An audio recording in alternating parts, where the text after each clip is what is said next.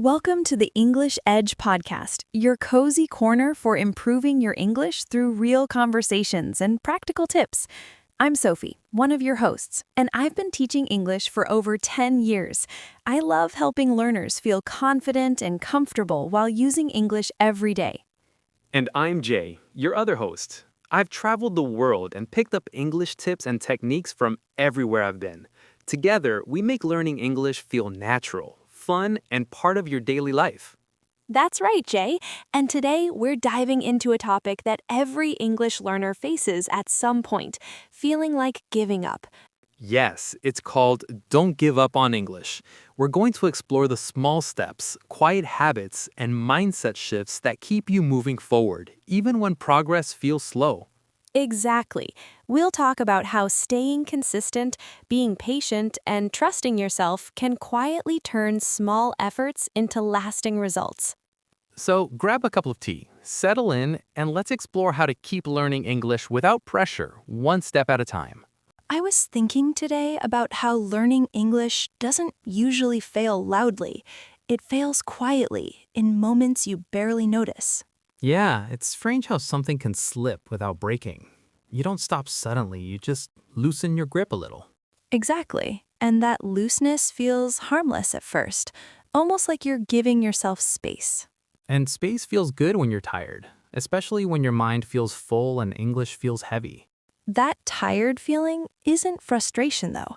It's more like low energy mixed with doubt. Doubt is dangerous because it doesn't shout, it whispers things that sound reasonable. Like telling yourself you'll come back tomorrow, or that missing one day won't matter. And technically, one day doesn't matter, but the habit of postponing does. I think most people don't realize when the shift happens. One day they're learning, the next they're just thinking about learning. That thinking replaces action so smoothly. It feels productive, but nothing actually moves. Then English starts feeling distant, not difficult, just unfamiliar. And unfamiliar things require more energy. That's when avoidance quietly enters. Avoidance doesn't feel like quitting. It feels like protecting yourself from effort. Especially when you compare yourself to others. Comparison drains motivation faster than mistakes ever could. Suddenly, English isn't a tool anymore. It becomes a reminder of what you think you lack. And once learning feels emotional instead of practical, progress slows even more. That's when people start labeling themselves, saying they're bad at languages or too late to learn. Labels stick because they remove responsibility. If it's who you are, why try? But the truth is, nothing dramatic went wrong. There was no failure, just distance added over time. Distance always changes perspective. The farther you step away, the bigger the mountain looks. What's interesting is that the same process works in reverse. Distance shrinks the moment you stop stepping back. You don't need motivation for that. You just need presence. Presence doesn't mean studying harder. It means not disappearing from the language. And staying present doesn't fix everything immediately, but it changes what becomes possible next. That's something most learners overlook. They chase confidence instead of staying. And confidence never comes first. It shows up after consistency quietly settles in. So maybe the real question isn't how good your English is. It's how often you stay close to it. Because closeness shapes identity, and identity shapes what you believe you can do. Once belief shifts, effort feels lighter, and lighter effort lasts longer. That's where things start changing without force. Not fast, but steady. Staying doesn't mean pushing today. It just means not walking away. And tomorrow, that small decision will feel slightly easier. After we talked about staying close, I kept thinking about what that actually looks like. It doesn't feel like motivation. It feels quieter than that. Yeah, motivation is loud and short-lived. Staying close feels more like familiarity. Familiarity removes pressure. When something feels familiar, you don't prepare yourself mentally for it. You just show up, even if you're tired or distracted. That's what many learners miss. They wait until they feel ready. And readiness becomes another excuse to delay. English then turns into an event instead of a part of life, something scheduled, not something lived. Events require energy. Habits don't ask as much. When English is an event, missing it feels heavy, like you failed something. But when it's a habit, missing it just feels neutral. You return without guilt. Guilt is an underrated problem. It quietly pushes people away from learning. Especially when learners think they should be better by now. That should adds pressure, and pressure changes how your brain reacts to the language. Instead of curiosity, you feel resistance. Resistance isn't laziness, it's usually self-protection. Protecting yourself from feeling behind again. That's why staying close matters more than pushing forward. It keeps the language emotionally neutral. Neutral means safe. Safe means repeatable. Repeating small contact builds rhythm, and rhythm doesn't depend on mood. Mood changes every day. Rhythm stays. Once rhythm forms, English stops feeling like effort. It becomes part of your environment. Like background music, you slowly start to recognize. Recognition brings small wins, understanding a word, then a sentence. Those wins don't excite you at first. They just make things lighter. Lighter is important. Heavy learning never lasts long. Light learning fits into real life. Over time, that lightness creates consistency, and consistency changes how you see yourself. You stop calling yourself someone who's trying. You start feeling like someone who's learning. That identity shift is subtle. You don't announce it. You just stop questioning whether English belongs in your life. Once that question disappears, progress feels different, slower maybe, but steadier. And steady progress doesn't need motivation. It feeds itself. That's where things quietly improve, without pressure, without force. And that's also where the next challenge begins. I've been thinking about what happens after you stay present for a while. Suddenly, doing English every day doesn't feel like a chore anymore. Yeah, and the funny thing is, the more you do it, the less you notice effort. It blends into your day naturally. That's when consistency starts building quietly. You're not forcing yourself, but you're still moving forward. And every small step compounds. One sentence understood today leads to a paragraph tomorrow. That compounding is invisible until you look back. Suddenly, you realize how far you've come without noticing. Exactly. Progress sneaks in when you're not focused on it. And that's why habits are more powerful than motivation. Motivation is emotional and loud. Habits are quiet and steady, and quiet wins over time. That's why some learners seem to plateau and others don't. The difference isn't talent, it's the tiny repeated actions. Repetition builds identity. Doing something every day changes the person you think you are. And identity drives behavior even more than discipline. Once you see yourself as someone who learns, learning feels natural. Which is why small, consistent actions feel effortless. You're not pushing, you're just being yourself. And being yourself makes mistakes easier to accept. You're not failing, you're just learning. That shift in perspective is subtle but powerful. You stop judging yourself harshly for gaps. Gaps become part of the process, not evidence of inability. And when gaps don't scare you, taking the next step feels lighter. Light steps add up, and those small gains quietly turn into fluency over time. The process feels slow, but slow is reliable. Fast is fragile. And reliability builds confidence naturally, without forcing it. Confidence isn't a destination, it's a byproduct of staying consistent. And when you notice that confidence, it motivates you to continue without thinking about motivation. That's the slippery slope in reverse. One small decision today leads to bigger changes tomorrow. And the slope never stops. It keeps carrying you forward as long as you don't step back. Which is why identity matters more than techniques or tricks. Once identity shifts, English becomes part of your life, not just a task on a list. And being part of your life makes it resilient. You show up even when energy is low. And resilience is what turns quiet consistency into real results over the long run. The results aren't dramatic at first, but eventually they become undeniable. And once you notice those results, you start trusting the process instead of chasing motivation. Once consistency becomes natural, the next shift is subtle. You start thinking in English instead of translating in your head. Yeah, and that's when speaking starts feeling less scary. The words just come, slowly at first, but more often over time. At first, it's just a sentence here or there. Nothing perfect, nothing dramatic. But each sentence builds confidence quietly, and confidence creates space for trying more. And when trying more doesn't feel forced, mistakes start to feel like tools instead of failures. Exactly. Mistakes become data points, not judgments, and data points help you grow without shame. That's why thinking in English is such a turning point. It removes the barrier between knowing and using. And once the barrier shrinks, fluency begins to feel like a natural extension of your mind. At first, you might only think in English for a few minutes, but those minutes compound. And compounding is quiet magic. You don't notice it until suddenly you're thinking and speaking effortlessly in ways you couldn't before. That's when learning stops feeling like practice and starts feeling like life. Exactly. Life carries you forward more easily than effort ever could. And when life carries you, confidence grows.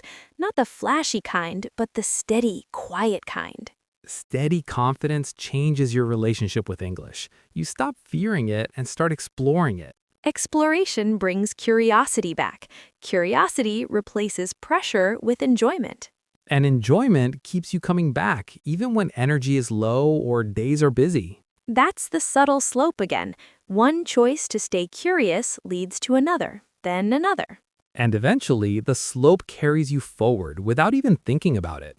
Which is why so many learners plateau. They stop the slope. But those who continue, even quietly, move naturally toward fluency. And moving naturally is sustainable. Fast fixes fade, but natural movement lasts.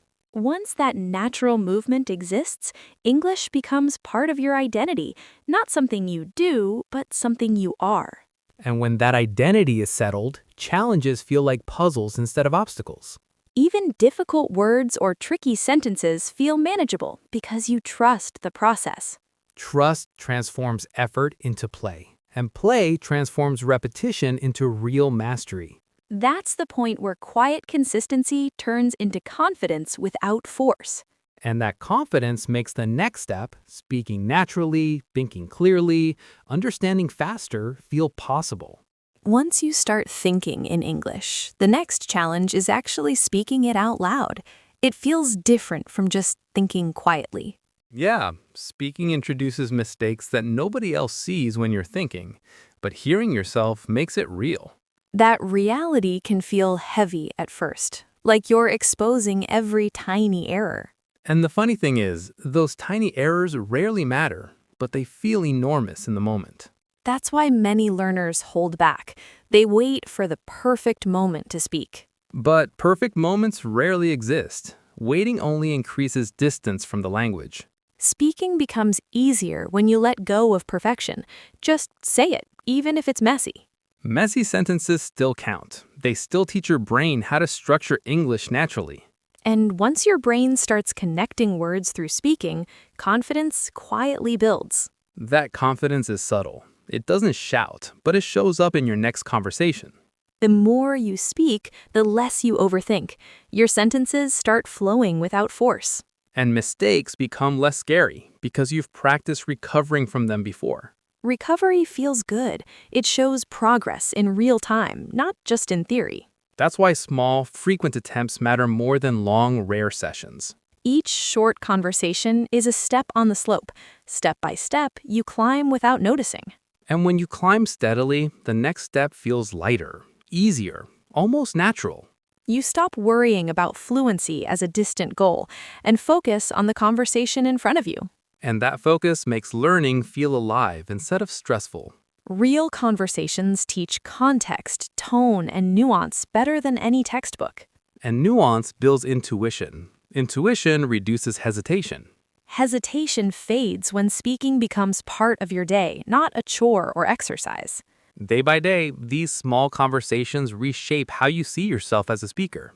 You begin identifying as someone who communicates in English, not someone who struggles with it.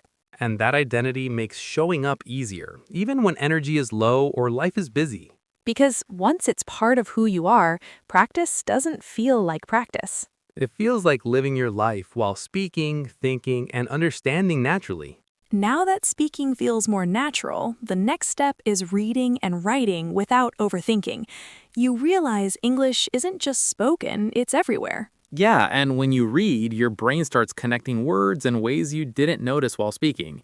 It's like the language is layering itself. Writing works the same way. Even a short paragraph forces you to organize thoughts clearly. And organizing thoughts quietly strengthens understanding. It's not flashy, but it's powerful. The more you read and write, the more your mind starts predicting patterns naturally. Patterns reduce hesitation. They make English feel familiar instead of foreign. That familiarity is key. It creates a rhythm where comprehension happens almost automatically. And once comprehension feels automatic, learning accelerates without extra effort. That's why small reading sessions matter. Even 5 minutes a day compounds over time. And small writing exercises do the same. They turn words into habits. Habits change identity. You start seeing yourself as someone who interacts with English daily. Identity drives behavior. Once you believe you are a learner, you show up consistently. And consistency makes mistakes less frightening. They're just part of communication now. That's the slope again. Step by step, progress builds quietly. You begin noticing connections between words, phrases, and context naturally. And noticing these connections boasts both reading speed and comprehension effortlessly. Writing reinforces those connections. You're not memorizing rules, you're using the language. Using the language regularly changes your thinking. You think in English, not just translate. And thinking in English makes reading and writing feel aligned with speaking. That alignment reduces mental friction. Everything feels smoother. Mistakes still happen, but they become tiny, manageable events instead of blockers. And once mistakes shrink in size, confidence continues growing naturally. Eventually, reading, writing, speaking, and thinking become integrated, like one continuous skill. And when that happens, learning doesn't feel like effort. It feels like living your life in English. Once reading, writing, and speaking are flowing, the next step is using English to think creatively. You start imagining ideas without translating. Yeah, and that's when English stops being just a tool, it becomes a lens for your thoughts. You notice small details in conversations, stories, or even your own ideas that you missed before. Those details build depth. They help you express more than just basic sentences. And expressing depth slowly changes how confident you feel sharing ideas. Confidence grows quietly. You notice yourself contributing without overanalyzing. At first, it might just be small observations or opinions, nothing dramatic. But each observation strengthens your comfort with the language. Over time, you start forming longer thoughts naturally, paragraphs, explanations, small stories. And each story or explanation trains your brain to link words and ideas smoothly. That linking reduces hesitation in conversations. You don't pause as often to think of the next word. And hesitation is replaced by flow. Flow is the real marker of internalized learning. Flow comes from repeated engagement, not perfection. You see improvement even if sentences aren't flawless. Flaws don't block progress anymore, they guide it. And once you trust the process, you start exploring English beyond daily routines. Reading articles, writing reflections, discussing ideas. They all feel connected. Connected practice creates momentum. Momentum fuels confidence without effort. And confidence makes risk-taking less intimidating. You speak, write, and think with curiosity. Curiosity is what sustains learning. Motivation comes and goes, but curiosity keeps you moving. And moving consistently is what eventually turns learning into natural skill. At this point, English is no longer something you chase, it's something you inhabit. And inhabiting a language quietly shifts identity. You see yourself as someone capable. That capability allows small leaps into bigger ideas, debates, stories, opinions, without fear. And each leap reinforces the previous steps, making the slope carry you forward naturally. Small steps, compounding over time, eventually change not just your English, but how you approach learning entirely. By the time English becomes part of your thinking, speaking, and writing, you notice something subtle. It doesn't feel like studying anymore. Yeah, it starts feeling like life itself. Ideas flow, sentences form, and understanding comes without overthinking. Conversations become easier, not because you're perfect, but because you trust your rhythm. And trusting your rhythm reduces fear. Mistakes no longer hold you back. they guide you forward. You notice that speaking with someone new isn't scary anymore. It's just another way to explore ideas. And listening becomes richer too. You pick up words, tone, and subtle meaning without effort. That ease doesn't happen overnight. It's the result of showing up again and again, even when it felt hard. And every small choice to stay consistent compounds. Confidence builds quietly, almost invisibly. That confidence lets you experiment with language, jokes, stories, opinions, without worrying about judgment. And the more you experiment, the more English feels like an extension of your thinking. Eventually, you realize you're not chasing fluency.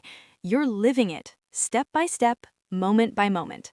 And living it daily reshapes your identity. You're no longer just learning English, you're someone who uses it naturally. That identity carries through everything you do: work, travel, conversations, even casual thoughts. And the small steps that felt meaningless before now feel like the foundation of everything. The slope we've been talking about, small choices, quiet habits, tiny actions, it finally makes sense. Each choice built on the last, carrying you forward without pressure or force. And the beauty of it is, it continues. Even when you're not actively thinking about learning, the process keeps moving. You notice growth in subtle ways. Words come faster, ideas connect smoother, understanding deepens naturally.